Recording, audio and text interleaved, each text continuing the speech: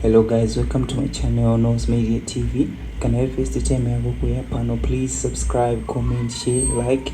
So today ndakunzira a sermon, a powerful sermon from Prophet Paul. Guys, in this sermon, a prophet arikutaura about our inner soul, munhu wemukati, achitingati shandrei munhu wemukati. Your sins are forgiven. Some teachers of the law who were sitting there thought to themselves, how does he dare talk like this?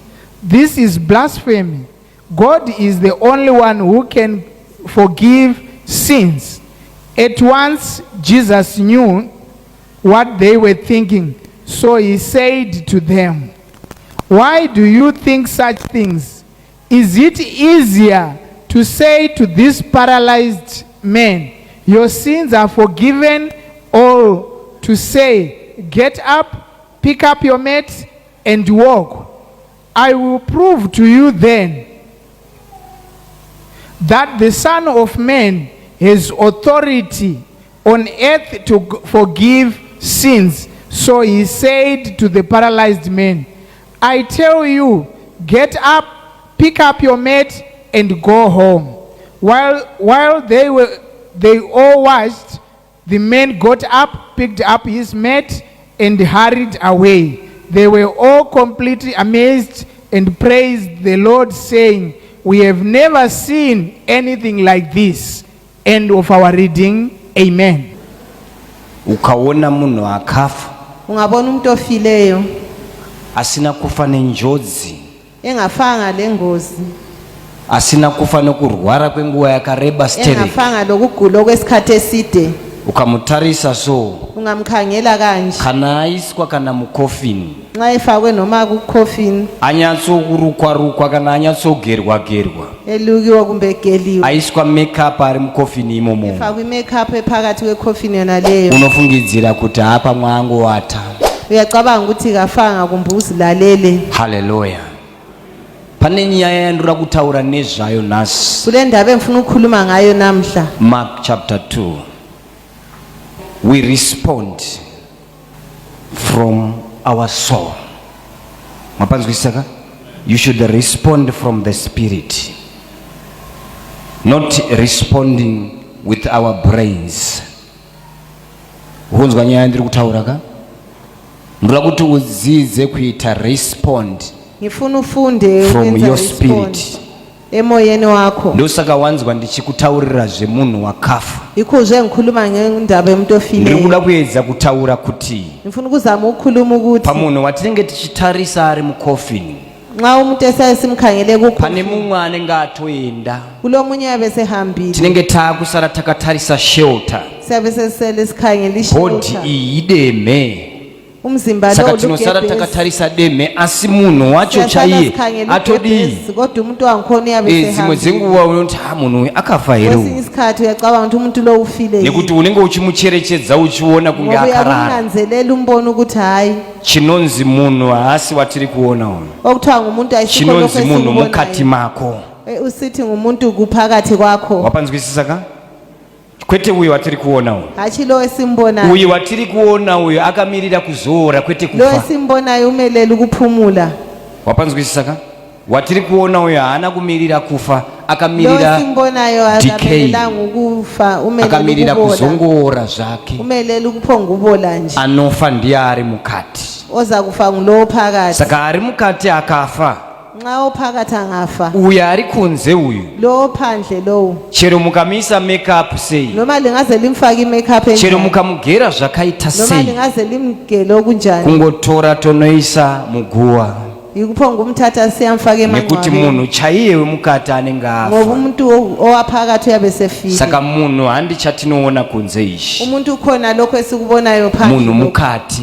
umuntu Saka nhasi kuphakathi. ndinoda kuti timbopinda mukati. Namhla sifuna sikhulume ngokwaphakathi, Tiri kutambira kunze, sidlalela phandle. inyama yamakatarisa iyi Inyama leli ikhangele haina kumirira kufa yakamirira kuzora. ayimelelanga ukufa, imelela ukuphumula. Akamirira kufa ndiye ari mukati. Omelela ukufa ngulo phakathi. Ndosaka muchinzwa zesoko richiti Yikho lisizwe ivangeli lisithi iye wacho ari mukati uyu yena lo phakathi, yena lo anozomuka kana akatenda muna Jesu. uzavuka nxa ngakholwa kuJesu. Ane rwendo rwaanozorarama Ulohambo ozaluphila mushure meupenyu watiri kuraramawo. ngemva kwempilo lesiyiphilayo. Saka zvinhu hazviitiki Izinto aziphongwenzakala kana tichizvigamuchira nemunhu wekunze. nxa sikuyamukela ngumuntu waphansi. Tinofanirwa kugamuchira zvinhu nemunhu womukati. Simele siyamukele izinto lomuntu waphakathi. Tinofanira kugamuchira upenyu nemunhu womukati. Simele siyamukele impilo ngomuntu Saka munhu waphakathi. wemukati akangoti ndakuenda, Umuntu waphakathi angaphonga ukuthi sengihamba, ibhodhi inobva yatongodona. umzimba lo yahlupho nguwa. Kana munhu wemukati ati ndakudii, Nxa umuntu waphakathi sesithi sehamba. ndakuenda. Haleluya. Uri kundinzwa zvandiri kutaura? Uyangizwa yini lokho engikukhulumayo? You are not poor, you are not sick, but you are operating from outside. I want you to operate from inside, because life is not outside, life is inside. You are not poor. Hamusi muromboba pamuri. Nyaya iripo ndeyekuti muri kuopareta kubva kunze. Into ekhona yokuthi operate kusuka phandle. Tino-opareta tichibva mukati. Simele si-operate sisuka. Soko rati Ishe Jesu Kristu vachifamba zvavo, Ivangeli ithi uJesu ehamba. varume vakauya nomurume akanga akafa mutezo, Abantu babuya lo ndoda owayefu umzimba. wakanga akatofa mitezo. Umhlubulo wakhe wawufika. Ndokubva watadza kusvika pana Jesu Basebehlule ukufika kuJesu nekuti panga pane chaunga. ngoba kwakulabantu abaningi. Ndokubva wagaya kuti bheta tibvise rufu. Basebecabanga ukuthi ngcono bakhipha. Ndokubva watanga kudzikisa murwere. Basebeqalisa ukuyehlisa umgulane. Wakananga nepanga pana Jesu. Beqonda kuJesu. Nyaya haisi yekubviswa kwerufu, Indaba isiyokukhitshwa kwerufu. nyaya ndeye murwere. Indaba ngeyesigulane. Murwere achirwara, Umuntu lo egula. akanzi simuka utore nhoo dzako udini, urowe pasi. Wathiwa phakama uthatha icansi lakho uhambe. Simuka utore nhoo dzako uyende. Phakama uthatha icansi lakho uhambe. Pana asiri kunzwa. Ukhona ongezwayo lapha. Akanzi simuka utore chi? Wathiwa phakama Nhoo uthatha dzako icansi uyende. lakho uhambe. Zvai aisimuka seiko? Wayeza phakama njani? Idzo mitezo dzakafa aisimuka sei? Umhlubulo ufile, wayeza phakama njani? Haleluya. Asi munhu wemukati anga akaremara pane munhu. Asiyo mntu waphakathi wayisili. It was not the inside man that was crippled, it was the outside man. Wapanzwisisa? Uri kunzwa here zvandiri kutaura? Ishe Jesu Kristu havana kumbosvika kuda kubata ruoko kuti ruoko iri, wakati simuka utore zvinhu zvako, chimeti chako ichi uende. Zvaiitika sei izvi pamunhu ari kurwara zvakadaro? So zvaiitika sei pamunhu ane mitezo yakafa? Emuntwini wayelomhlubulo ofileyo. The man didn't argue. Haana kupikisa. Kazange aphikise lo muntu. Wakangosimuka nekutora zvinhu zvake nekudini. Ngokuphakama ethatha icansi lakhe ehamba. Respond from inside. The man responded from inside.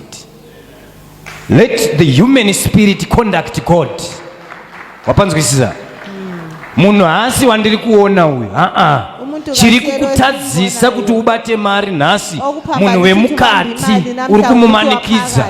Mari haibatwe nemunhu wokunze isati yabva mukati. Inobva kumunhu wemukati yozoenda kumunhu wekunze. Ndo zvakaitika pane muchinda uyu. Healing yakabva mukati make. Akanzwa Jesu, akanzwa izwi raJesu richiti simuka utore nhoo dzako udini. Ndokubva aacta on the word of Jesus. Haana kuzvibvunza. Wapanzwisisa? If I am to say go and buy a car today, you start to say I am not employed. What are you saying? Ndikakuti enda unotenga mota pano, unotanga kuti handina basa. You are not responding from inside. This man responded from inside. wakanga akaremara muchinda uyu wapanzwisisa aifanirwa kuzvibvunza kuti ko ndiri kunzisimuka ndinosimuka seiko ini ndaana makore asi akangosimuka. You respond from inside. Are you with me? Kana ndikati enda unoroorwa, respond from inside. Mweya wako ngabate Mwari kwete nyama. Hallelujah. Uri kunzwa vhangeri andikutaura.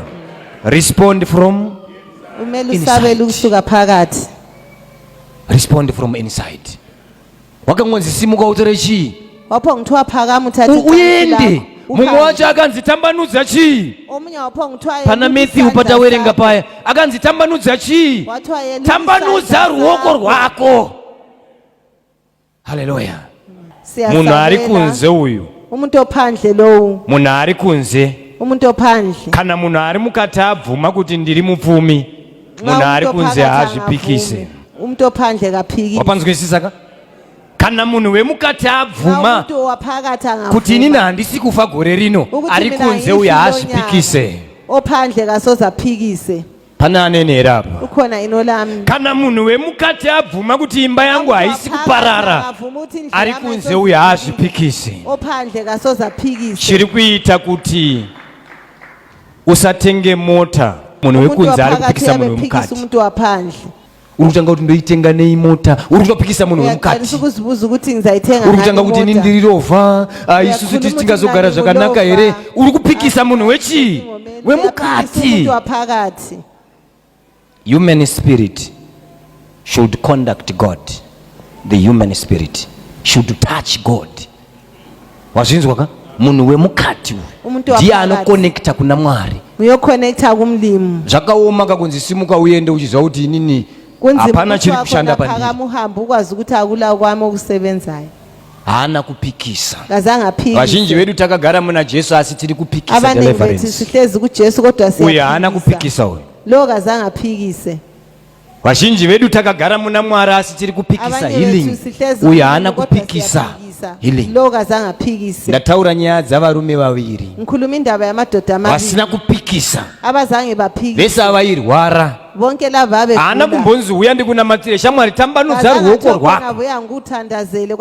Haana kuti inini here nini, akangoti ndokubva atona aizvi. Hallelujah. I want you to respond from inside. I want you to receive your healing from inside. Usapikisa healing yako. Hallelujah. Don't ask the word of God. Don't ask. Kuti ne situation yandiri mufundisi wari kuti nini ndinopabuda here. Don't ask. If I am to say that this situation that is upon you now is a passing phase, believe kuti ndabuda mu situation. Tenda kuti ndadini. We have the same spirit of faith. According as it is written, I believed and therefore have spoken.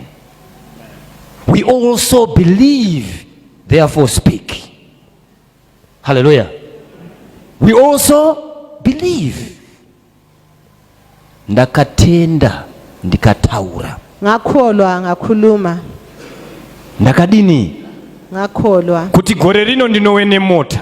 Ukuthi lo nyaka ngiya. Kuti gore rino ndinoroorwa. Ukuthi lo nyaka ngiza. Kuti shondo rino basa ndinopinda. Ukuthi vikile umsebenzi nzangi. Hallelujah. Kuti shondo rino imba yangu haiparare. Ukuthi vikile indle yami ayisozidilike. Ndakatenda ndikataura. Ngakholwa. We having the same spirit of faith. Are you with me? Saka munhu wekunze anoona kunge zvakaoma. Mtu waphandle yabona njengani kunzima. Munhu wekunze izvo zvizvi neighbor wako akakutaurira kuti uda kutenga mota. Ungakhuluma ukuthi ufuna uthenga imota. Utanga kuseka undoitenga nini? Yaqalisa ukukuhlela. Munhu wekunze ane zvaanoona kunge zvakadii. Umuntu waphandle ukhona zvakaoma. Ubona njengani kunzima. Kukutaurira kuti uda unotenga imba unotanga undoitenga nini? Wozi munhu wekunze anoona kunge zvakadii.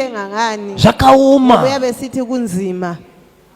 Ndula kuti utore situation yako kufanana nemurume. Ngifuna uthathe situation yako ifanana nelondodana. Achiziva kuti ndina makore ndichitoita kutakurwa pameti. Ukaona munhu akutakurwa pambedha ungabona umuntu esecansini Warwara ka? esebhedeni uyabe segulile asipaka nzisimuka kodwa athi wakhona hana phakama kumboita mubvunzo kazange abe lembuzo phaka nzi stand up athi wakhona and take phakama your things and go uthathe hana icansi kuita lakho uhambe. mubvunzo kazange abe lembuzo respond from spirit wapanzwisisa ka yes munhu ari kunze uyu ngaasaone zvinhu kuzviita too hard umuntu ophandle kamele angabona izinto ziwoma haakwanisi kuwana healing kasoze athole healing munhu ari kunze uyu ngaasaone life yakaita hard sterek umuntu ophandle haakwanisi kamele kubudirira angabone njengani impilo inzima kakhulu. are you with me go and buy your car go and buy your car hambe ethenge yakho imota go and buy your house hambe ethenge yakho indlu. go and get a white wedding I receive. go and start your own business I receive. go and be your own boss I receive. mumwe achiri akagara pachimeti Omunye mumwe lokho wedu pano indiri kuti ehlezi go and start your own business mumwe wedu achiri akagara pachii omunye lokho ehleze ecansini muchinda wepa akangonzi stand up haana kuzombomira khona phakama kazange haana kuzombodii kazange ame. haleluya mafuta azvo kubvuma kwako wazvinzwaka mafuta azvo kudii Amafuta ndo akhona peturu yacho ekucina iyo kwakho. yekubvuma kwako kuti simuka tora zvinhu zvako uende ndo peturu yacho iyoyo iyo Iperfume yangikhona yena leyo. hatina basa nezvazvanga zviri makore esaya Asikukhangela ukuthi kube kunjani iminyaka hatina yonke. basa nesituation kuti wauya ukapinzwa neparufu hatina basa nazvo go and buy your own car